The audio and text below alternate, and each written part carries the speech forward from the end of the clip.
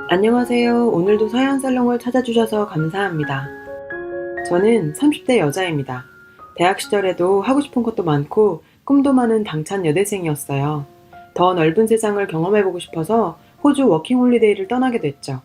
영어도 배우면서 그곳 문화도 배우고 싶어 떠난 호주 생활은 막상 겪으니 생각했던 것과는 전혀 달랐어요. 워홀 홍보 책자에 나오는 것처럼 호텔 리셉션에서 멋있게 일할 줄 알았죠. 그런 꿈과는 달리 영어 실력이 부족한 동양인 여자에게는 그런 기회는 주어지지 않았거든요. 그땐 정말 어렸나 봐요. 지금 생각해보면 굳이 인종차별을 생각하지 않더라도 영어 때문에라도 당연한 일인걸요. 어쩔 수 없이 동양인만 잔뜩 모여있는 딸기 농장에서 딸기 피킹밖에 할 수 있는 일이 없었어요. 매일 농장과 숙소를 오가면서 이건 뭐 영어를 배우러 온 건지 그냥 노동을 하러 온 건지 일하고 나면 하루가 고단해 서로 얘기는커녕 잠들기 바빴죠. 도대체 호주에 뭐하러 온 건지 후회 같은 심정으로 호주 생활을 하고 있었습니다. 물론 그런 생활을 즐기는 친구들도 꽤 있었어요. 저는 정말 당장이라도 집에 돌아가고 싶었지만 호주에 온 지 2달도 안 돼서 돌아가는 건 정말 주변 사람들에게도 자랑해놓기도 했고 환경이 이렇다고 무언가 포기하면 앞으로 내 인생에서 뭘 해낼 수 있을까 하는 생각도 들더라고요.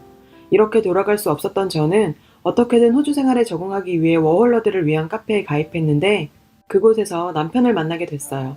1년차 워홀러였던 남편은 병아리 워홀러인 저에게 본인도 다 겪은 과정이라며 많은 걸 조언해줬습니다. 그렇게 쉬는 날마다 만나서 일주일간 있었던 얘기를 하소연하며 시간 가는 줄 모를 정도로 편한 사이가 되었고 친구처럼 혹은 연인처럼 호주 생활에 점점 적응해 갔어요.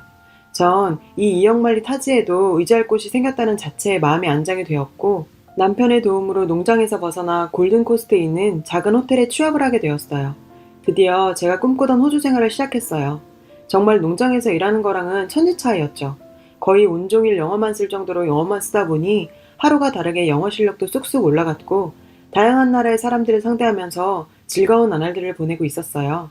그런데 만남이 있으면 이별이 있듯 남편의 비자가 끝나게 되면서 한국으로 돌아가게 되었는데 사실 그때까지만 해도 좋은 사이라고 생각은 했지만 사귄다거나 뭐 결정적인 일들이 있었던 건 아닌 상태로 저희는 이별하게 되었습니다. 몸이 떨어지면 마음도 멀어진다고 점점 연락도 줄어들게 되고 그렇게 시간이 흘러 저도 2년간의 호주 생활을 마치고 한국으로 들어왔고 넓은 세상의 경험을 하고 와서인지 자신감도 넘치고 뭘 해도 할 수 있겠다는 생각이 들던 시기에 열심히 취업에 도전해 대학 졸업 후 바로 외국계 회사에 들어갔어요. 취업 후 바쁘게 생활을 하고 있는데 한 통의 전화가 왔어요. 수정아, 오랜만이야. 한국 들어왔다면서 잘 지내지? 정말 한참을 기다리고 있었는데 이제서야 연락해온 남편이 야속하기도 했어요. 하지만 이렇게라도 다시 인연을 이어갈 수 있다는 사실에 기뻤죠. 호주에서 못다이로 인연을 이어가면서 저희는 사귀게 되었습니다. 남편은 회사 생활로 바쁜 와중에도 단 1시간이라도 얼굴 보기 위해 저희 집까지 찾아와줬고 365일 중에 365일 봤다고 해도 과언이 아닐 만큼 불타는 연애를 했어요. 남편의 프로포즈를 받아들여 결혼하게 되었어요. 결혼 2년차까지는 정말 신혼생활이 이런 거구나 싶을 정도로 행복했고 아이까지 가지게 되어서 저희는 세상 부러울 게 없는 부부가 되었죠. 출산을 앞두고 시어머니와 남편은 곧 아이도 나오게 되는데 제가 회사를 계속 다니는 건 무리가 있지 않느냐며 남편이 돈 잘 버니 아이가 조금 클 때까지는 회사를 그만두는 게 어떠냐고 제안했어요. 어렵게 들어간 회사 그만둔다는 게 아쉽기는 했지만 아이에게 엄마가 있어야 하는 것 또한 당연한 일이긴 했죠. 신생아 때 엄마의 케어가 중요하기도 하고요. 아이가 조금 클 때까지만 회사를 그만두기로 결정했어요. 그땐 사실 몇 년 쉬어도 재취업 잘할 자신도 있었습니다. 출산 후 아이와 2년의 시간을 보내고 저도 슬슬 사회로 복귀를 위해 재취업을 알아봤지만 제가 생각했던 것과 달리 출산 후 경력이 단절된 여자에게는 사회는 냉혹하기만 하더라고요. 왜 경견녀라는 말이 나온지 실감했어요. 그래도 저는 저의 일을 하고 싶었습니다. 작은 레스토랑 사장이 되는 게 꿈이었던 저는 오랜 고민 끝에 호주에서 호텔에서 서비스하며 일한 경험을 살려 레스토랑 창업을 해보기로 결정했어요. 남편도 좋은 생각이라며 저를 적극 지지해줬고 저도 정말 자신이 있었거든요. 이 선택이 제 인생에 얼마나 큰 파도를 몰고 올지 그때는 미처 생각하지 못했습니다. 야심차게 시작한 퓨전 레스토랑은 제 의욕만 너무 과했던 걸까요? 음식 맛과 서비스는 좋다는 평가를 받았지만 운영하면 할수록 젖잘 폭만 커지게 되고 도저히 가게를 지속할 수가 없었죠. 오픈 1년 만에 폐업하게 되었습니다. 사업 실패의 후유증은 너무나 컸어요.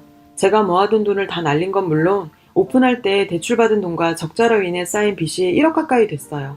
하지만 정작 더 큰 문제는 남편과 시댁의 태도 변화였어요.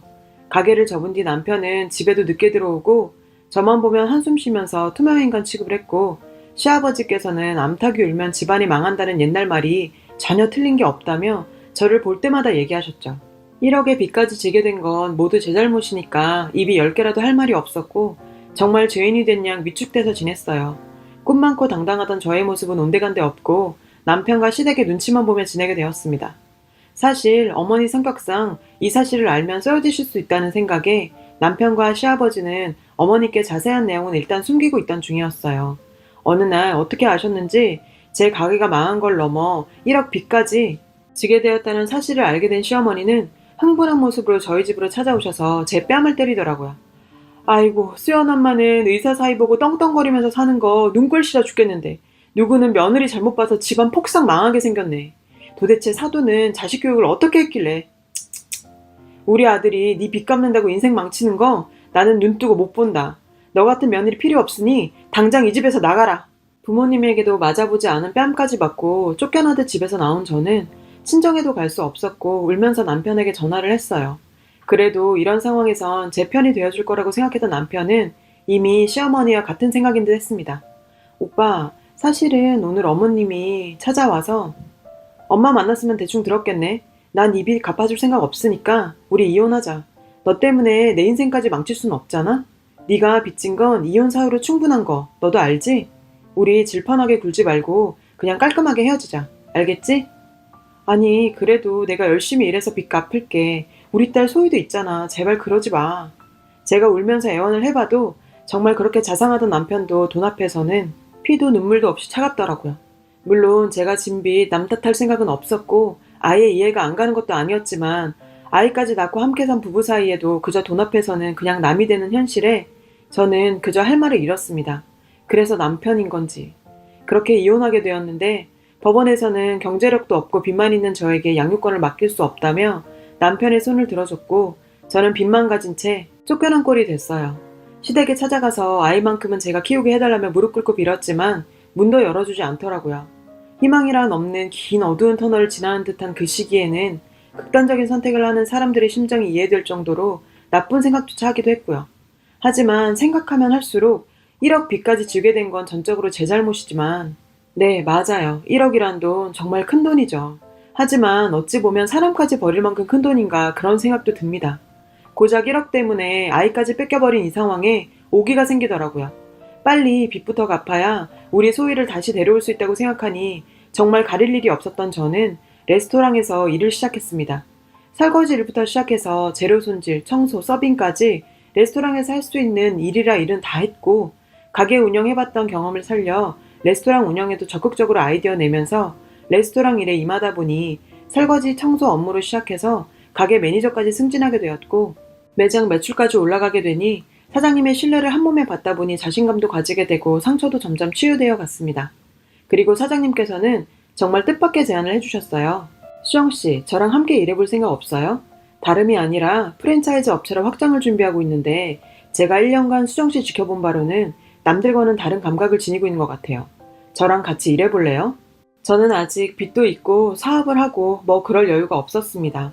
월급을 받아서 빚 갚고 하루라도 빨리 아이도 데려와야 했어요. 사장님이 제 아이디어를 높게 평가해 주셔서 사업 파트너를 제안했지만 사장님의 제안을 거절했어요. 사장님은 저의 아이디어와 감각만 필요해서 스카우트 제안을 하는 거라고 하시며 처음부터 아주 큰 돈을 벌지는 못하겠지만 지금의 월급보다는 조금 더 높은 월급을 안정적으로 주겠다고 하셨고, 사장님의 자본과 제 아이디어와 성실함으로 자신있게 느껴진다고 하시더라고요. 누군가에게 필요한 사람이라는 느낌, 정말 오랜만에 받았던 저는 고민 끝에 사장님의 제안을 받아들였습니다. 그리고 믿지는 장사도 아니었고요. 그리고 정말 인생에서 마지막 기회라고 생각하고 2년간 미친 듯이 일했는데요. 사장님과 저 그리고 직원들은 제 입장에서 봤을 때 제가 레스토랑 운영을 하면서 부족했던 점을 메꿔주며 좋은 시너지를 발휘했고 2년 동안 꽤 많은 매장을 오픈하면서 프랜차이즈화를 성공시키고 있었죠. 불과 3년 전 레스토랑 말아먹고 시댁에서 쫓겨난 제가 프랜차이즈 업체 공동대표가 되었습니다. 일할 때 꼼꼼한 제 성격 탓에 순간 방심하면 놓친다는 생각에 하나하나 직접 체크해야 마음이 놓여서 특히 신규 매장 오픈 초기에는 직접 매장 관리까지 해드렸습니다. 어느 날 매장 관리를 하던 차에 여느 날처럼 점심시간이 되자 손님들이 몰려 정말 정신이 하나도 없을 때 익숙한 목소리가 들려왔어요. 얘들아, 여기가 요즘 그렇게 소문이 자자하더라. 그 목소리에 돌아본 자리에는 전 시어머니가 저를 하찮다는 눈으로 쳐다보며 있었어요. 어머, 너 여기서 알바하니? 여기 서비스 좋다고 하더만 직원 수준이 이래서야. 여기 사람들은 네가 남의 아들 인생 망칠 뻔해서 이혼당한 거 알고 있니? 여전히 변하지 않은 시어머니는 저를 아직도 하찮은 며느리 취급하면서 악담을 퍼부었어요. 저도 참 바보 같죠. 3년이나 흘렀는데도 그런 시어머니 모습에 트라우마가 떠올라 혼미하더라고요. 시간이 많이 흘러서 괜찮을 줄 알았는데 그래서 스텝 준비실에서 멍하니 앉아 있었습니다. 어느 정도 시간이 흘렀을까요? 갑자기 이래서야 내 딸을 어떻게 다시 데리고 올까 생각하니 정신이 바짝 차려지더라고요. 다시 홀로 나왔죠. 친구분들과 식사를 하고 있더군요. 저한테 그렇게 악담을 퍼붓고는 밥이 입으로 넘어가는지 우걱우걱 잘 먹고 있는 그 모습에 정말 겨우 저런 인간한테 시달린 거 생각하니 오히려 화가 났고 그래서 그 테이블로 갔어요. 인사가 늦었네요. 안녕하세요. 결혼식 때 다들 뵀죠? 뭐 이혼했지만 그래도 인사는 해야 할 것 같아서요. 아니 뭐하는 짓이야? 니깎게 먼 게 내 친구들한테 인사를 해? 니 주제에 맞게 굴어. 들은 척도 안 하고 그 테이블에 같이 앉았어요. 처음부터 저에게는 그 여자 허락은 필요하지 않았거든요. 이게 보자 아니 밥맛 떨어지게 어디서 알바 주제에 손님 테이블에 앉아? 직원 교육이 엉망이구만. 여기 사장 나오라 그래. 참 어디서 본 건 있는지 사장 찾아대는 어머님께 조용히 명함 한 장을 내밀었어요. 제가 여기 프랜차이즈 대표예요. 사장 부를 필요 없이 그냥 저한테 말씀하시면 돼요. 어머니는 적잖게 당황하신 듯 말까지 더듬으셨고 같이 온 친구분들도 웅성웅성 되셨어요. 이혼하고 나서 일이 술술 잘 풀리더라고요. 이럴 거면 하루 빨리 이혼할 걸 그랬어요. 아들 인생 말아먹은 게 제가 아니라 제 인생 맡고 있었던 게 그쪽 집안이었나 봐요. 말했더니 손을 부들부들 떨더라고요. 어머, 또 때리시게요? 아직도 그 손버릇 못 고치셨어요? 저 때리면 이제 범죄예요, 범죄. 집안 말아먹으려니라고 얼마나 때리시던지요. 다 지난 일이니 이렇게 웃으면서 말할 수 있죠. 어머님 폭력 잘 쓰시잖아요. 새며느리 들이시면 때리지 마세요. 제가 멍청했으니 그냥 넘어갔지 고소당해요. 친구분들도 조심하세요. 이분 손버릇 장난 아니거든요. 제 말에 반박도 못하고 그저 할 수 있는 게 욕짓거리밖에 없는 걸 보니 저런 여자한테 절절 매던 제가 다 한심스러울 정도였어요. 혹시 저기 수연씨 어머니시죠? 어머님께 얘기 많이 들었어요. 지지리도 가난했던 년이 의사 사위 보고 나서 어깨에 힘들어가서 떵떵거리면서 사는 거 꼴 보기 싫다고 그렇게 말씀하시던데 아직 잘 만나고 계시네요. 얼마나 뒷담을 해대는지 제가 친구분들 이름도 외울 정도였다니까요. 당황한 표정으로 제 입을 막아보려 했지만 이미 엎질러진 물을 주워 담기는 늦었어요. 주변 친구들의 시선은 이미 싸늘해진 후였고 가게의 손님들도 수군거리기 시작했습니다. 그렇게 당당하던 그 여자는 얼굴이 사색이 되더니 부들부들 떨면서 가게를 나갔는데요. 정말 친구들 앞에서 본인의 가면이 벗겨진 그 여자가 꽁지 빠지게 도망가는 걸 보니 좀 고소하더라고요. 저녁에 전 남편에게 전화가 왔어요. 그렇게 울고 매달리면서 전화해도 전화도 받지도 않던. 야, 너 우리 엄마랑 무슨 일 있었던 거야?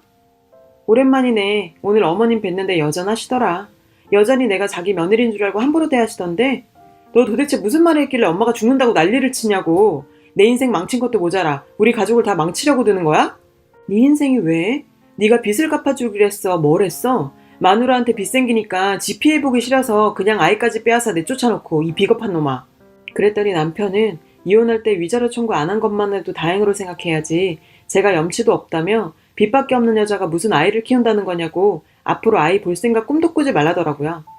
아, 너희 엄마가 말 안 했니? 나 네 엄마가 오늘은 식당 대표야. 네가 나 버려져서 인생 역전됐네. 이걸 고맙다고 해야 하나? 그렇게 전화를 끊어버렸어요. 다음날 전화가 또 오길래 당연히 안 받았죠. 제가 그런 인간이랑 할 얘기가 있나요? 그랬더니 다음날 바로 저를 찾아왔더라고요. 앉자마자 한다는 말이 저보고 정말 여기 대표 맞냐고 합니다. 그래서 대표 명함을 주고 확인시켰죠. 그 명함을 봤더니 남편이 보고 손을 벌벌 떨더라고요. 모전자잔인 건지 지 엄마도 손을 떨더니 지는 또 손을 왜 떠나요? 저보고 딸은 볼 생각도 말라던 사람이 소희 엄마, 아니 여보, 우리 소희 다시 같이 키워보는 건 어때? 내가 아무리 봐도 소희한테는 엄마가 필요하고. 이럽니다. 진짜 입을 한 대 때리고 싶었지만 보는 직원들도 있고 해서 참았어요. 야, 1억 참. 그래, 그거 갚기가 힘들더라. 근데 네 애까지 낳아준 마누라까지 버릴 큰 돈은 아니던데? 네 엄마 말대로 주제에 맞게 행동해. 어딜 와서 여보야? 그리고 내가 우리 소희를 왜 못 봐? 네 말대로 내 딸한테 내가 필요해. 곧 변호사 통해서 연락 갈 테니까 기대하고 있어. 그렇게 전 남편을 내쫓았어요. 저는 곧 양육권 반환 소송을 냈습니다. 변호사님께서는 제가 양육권을 뺏긴 이유가 경제력이 없었던 것밖에 없었기 때문에 빚도 다 갚았고 돈을 벌고 있는 지금이라면 충분히 양육권을 가지고 올 수 있다고 하셨어요. 무엇보다 아이가 스스로 원하는 일이기 때문에 좋은 결과 기대할 만하다고 하더라고요. 그렇게 좋은 조건으로 시작한 소송임에도 남편은 무슨 우기였던 건지 포기하지 않았습니다. 양육권 반환 소송 과정은 피가 말렸죠. 다행히도 재판부는 아이의 의사를 반영해서 제 손을 들어줬고 아이를 제 품으로 데리고 왔습니다. 지금은 회사에서 제 상황을 배려해줘서 한 달간 쉬면서 아이와 시간을 보내고 있어요. 제 딸을 다시 품에 안은 지금이 정말 행복합니다. 그동안 못 보낸 시간 보상하듯 같이 맛있는 것도 먹고 예쁜 옷도 사주고 그렇게 보내고 싶어요. 정말 인생은 한 치 앞도 모르는 거네요. 인생 최악의 상황에서 희망을 찾고 완전히 새로운 인생을 살게 될 줄 정말 몰랐어요. 잠든 아이를 보니 참 많은 생각이 드는 밤입니다. 정답 없는 인생, 살다 보면 희망 가득 찬 날도 오는 거겠죠. 이 글 읽어주신 분들도 행복하시기를 바랍니다. 여러분, 사연 댓글에 응원과 현명한 조언 부탁드려요. 좋아요와 구독은 저에게 큰 힘이 됩니다. 오늘도 좋은 일 가득하세요.